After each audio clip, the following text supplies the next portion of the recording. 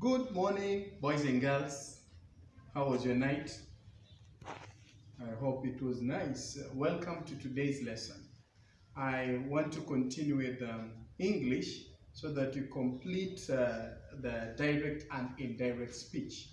And looking at the blackboard, I have made for you these rules governing when the question, when the speech has questions or commands. Rule number one: questions beginning with an interrogative. An interrogative. The example of interrogatives are who, which, what, why, when.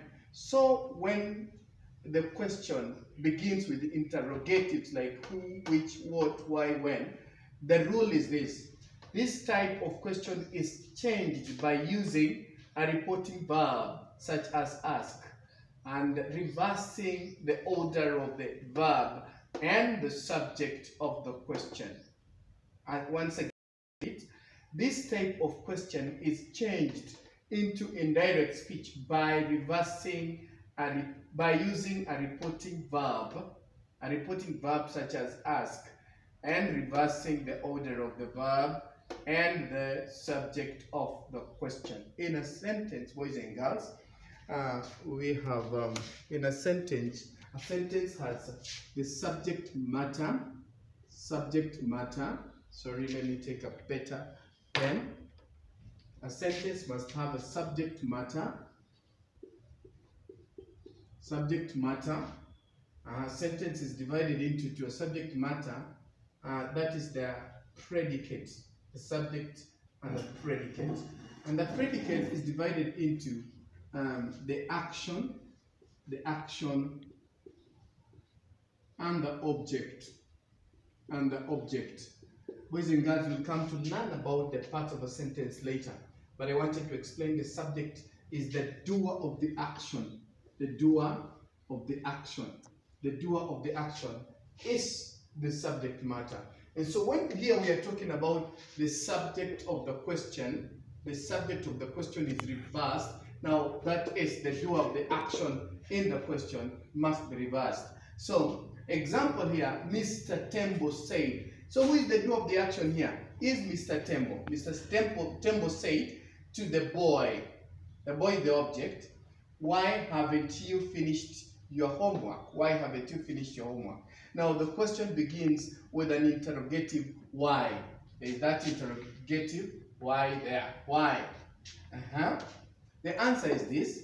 Mr. Tembo asked the boy why he had not finished his homework.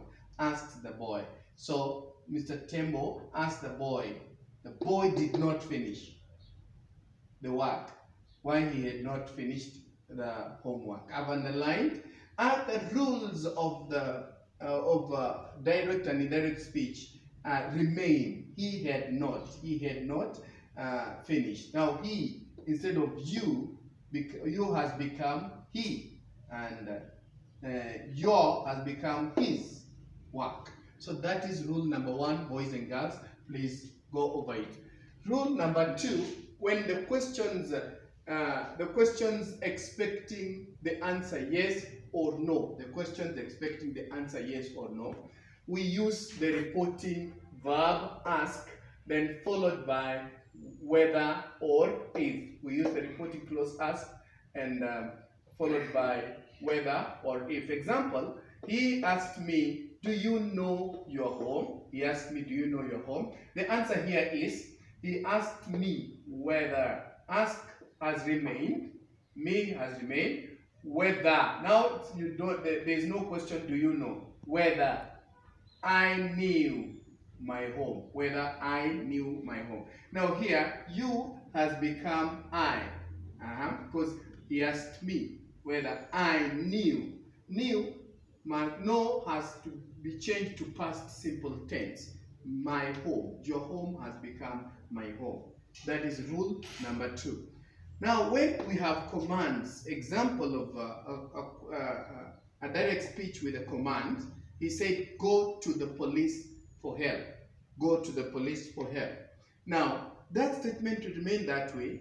What we'll do, we'll change. We will remove the inverted commas, and in their place we will add to. So he told the man to go to the police for help. We only have added to, and the sentence has changed into an indirect speech. Please, when you're using all these, you'll be able to understand how to change from direct to indirect. Let's go to another part of the question of the blackboard, of the whiteboard. Sorry. Change the sentences below to indirect speech. And so I've given you examples of sentences and how they are supposed to be changed to indirect speech so that you will be able to know. Remember, practice makes perfect. Have you posted the latest? Kenneth asked. Asked Mr. Watkins. Asked Mr. Watkins. So this is a question. This is a question that is expecting an answer. Yes. Expecting an answer. Yes.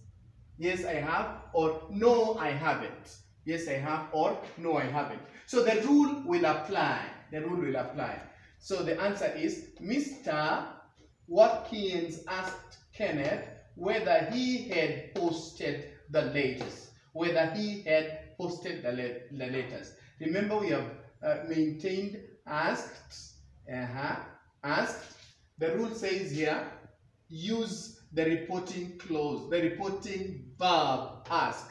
So we have used the reporting verb asked, and then we have followed it by whether he had posted the latest. Thank you. Question 2 here. My friend remarked, I have seen the film already, so I do not want to see it again this evening. That is the direct speech statement. Its answer here is, my friend said that he had already seen the film. You can see things that are reversed. And he did not want to see it again that evening. That is the answer. I have underlined the words that have changed. The words that have changed, you will compare with the sentence, the statement, then you see what has changed. Question 3, or statement number 3.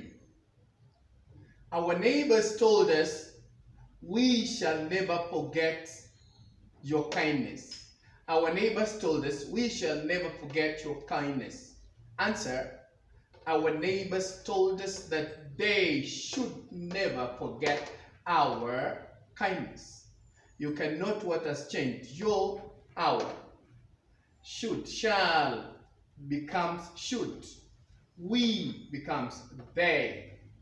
And so they were reversing, referring to themselves.